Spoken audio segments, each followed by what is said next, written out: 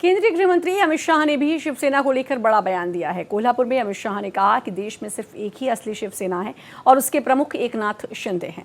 अमित शाह ने उद्धव ठाकरे पर कांग्रेस के साथ जाने का भी आरोप लगाया। उन्होंने कहा उद्धव ठाकरे ने अपनी पुरानी विचारधारा छोड़कर राहुल गांधी की अगुवाई वाली कांग्रेस के साथ गठबंधन किया। शाह का ये बयान ऐसे समय में आया जब शिवसेना यूबीटी के अंदर बड़ा राजनीतिक संकट चल रहा है। कोल्हापुर की रैली में अमित शाह के साथ मंच पर मुख्यमंत्री देवेंद्र फडणवीस और एकनाथ शिंदे भी मौजूद थे। शिवसेना के अध्यक्ष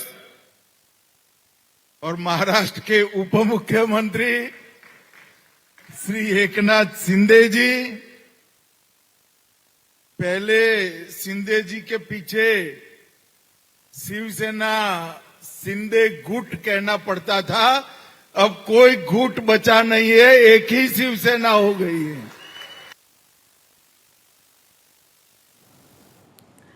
तो गृहमंत्री अमित शाह ने यह बयान दिया और उन्होंने कहा कि जो उद्धव ठाकरे हैं वो अपनी विचारधारा को छोड़कर कांग्रेस की विचारधारा को अपनाते नजर आ रहे हैं और जिस तरीके से इस वक्त शिवसेना में टूट हो रही है, उस बीच गृहमंत्री का ये बयान अपने आप में काफ़ी मायने रख रहा है। हमारे संवाददाता अभिषेक पांडे भी जुड़ चुके हैं मुंबई से, सीधे उनसे ही बात करेंगे। अभिषेक, एक तरफ शिवसेना की मुश्किलें घटने का नाम नहीं ले रही हैं, एक बार फिर टूट की खबरें आ रही हैं। मीटिंग के लिए अपने सांसदों को शिवसेना बुलाती है तो सांसद नदारद रहते हैं और इस सब के बीच गृहमंत्री का ये बयान कि अपनी विचारधारा को छोड़ रहे हैं उद्धव ठाकरे।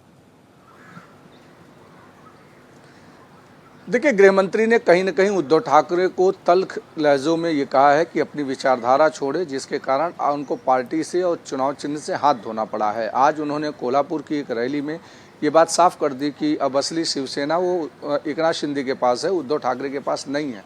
लेकिन दूसरी जो राजनीतिक गर्मी बताएं आपको, तो आज एक फैसला आया। इस फैसले पर सबकी निगाहें टिकी हुई थी क्योंकि शिवसेना के बागी सांसद हैं ओम राजे निम्बालकर, जो धाराशिव से आते हैं, वो उस दिन मीटिंग में नहीं पहुंचे थे और एकनाथ शिंदे के साथ दिखे थे।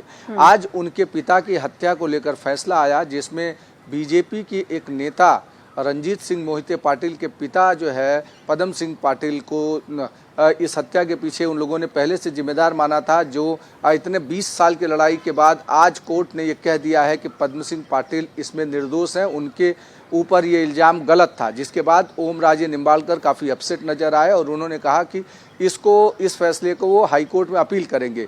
अब सवाल ये उठता है कि उन्होंने तमाम सारे प्रतिनिधियों से बात करते हुए कहा कि अब हम जो फैसला लेंगे शिवसेना में जाने का, वो अपने वर्कर्स से, अपने लोकसभा क्षेत्र में जाकर लोगों से पूछेंगे और उसके बाद फैसला लेंगे। यानी अब कहीं न कहीं वो डगमगाते हुए नज़र आ रहे हैं। उनको उम्मीद थी कि ये फैसला उनके पक्ष में आएगा, उनके पिता के हत्या के जो भी आरोपी हैं उन सब को शिक्षा होगी, यानी सज़ा होगी। लेकिन जिस तरीके से ये पूरा फैसला आया, ये कहीं न कहीं इस फैसले को सिर्फ हत्या तक नहीं देख सकते, इस फैसले का प्रभाव जो है शिवसेना के टूट पर भी पड़ सकता है। अगर ओमराजे निम्बालकर ने ऐन मोमेंट पर हाथ खड़े कर दिए और स्पीकर को कह दिया कि वो उद्धव ठाकरे के साथ जा रहे हैं फिर से वापस, तो आंकड़ा हो जाएगा 5 और शिवसेना का पूरा ऑपरेशन हो जाएगा फेल, क्योंकि 4-5 लोगों को, कम से कम 6 लोगों को चाहिए, जिसके कारण पिछले ऑपरेशन टाइगर पिछले 2 महीने से अटका हुआ था।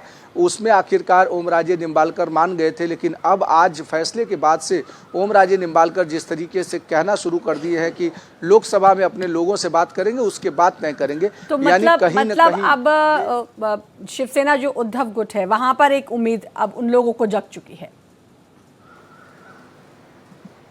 बिल्कुल ऐसा लग रहा है, क्योंकि अभी भी सस्पेंस बना हुआ है। कल उम्मीद की जा रही थी, कल शिवसेना के स्थापना दिवस के समय में 2 रैलियां हो रही थी। पहली रैली थी उद्धव ठाकरे कर रहे थे और दूसरी रैली को संबोधित कर रहे थे एकनाथ शिंदे। उम्मीद की जा रही थी कि एकनाथ शिंदे वाली शिवसेना की रैली में 6 बागी दिखेंगे, लेकिन 6 बागी एकनाथ शिंदे की रैली में नहीं दिखे, जिससे अब एक कयास लगाए जा रहे हैं कि अभी भी जब तक कानूनन इस पर पूरी तरीके से तय ना हो जाए तब तक कुछ भी कह पाना बहुत मुश्किल है। लेकिन ये जरूर है कि उद्धव ठाकरे मुश्किल में है, उनके पास 6 के 6 सांसद नहीं हैं। लेकिन अब अगर उद्धव ठाकरे या संजय राउत जिस तरीके के बयान दे रहे हैं उससे अगर आहत न हुए और एक भी सांसद अगर उद्धव ठाकरे के खेमे में वापस लौटा, तो एकनाथ शिंदे का ऑपरेशन फेल हो जाएगा। बिल्कुल, अब देखना होगा कि ये ऑपरेशन टाइगर जो है, जिसके लिए लंबे समय से कोशिश चल रही है, ये सफल होता है या फिर विफल होता है, तो आने वाला वक्त ही बताएगा। लेकिन फिलहाल उद्धव गुट में सब कुछ तो ठीक नहीं है, ये हर कोई जानता है। बहुत बहुत शुक्रिया आपका तमाम जानकारी देने के लिए, अभिषेक।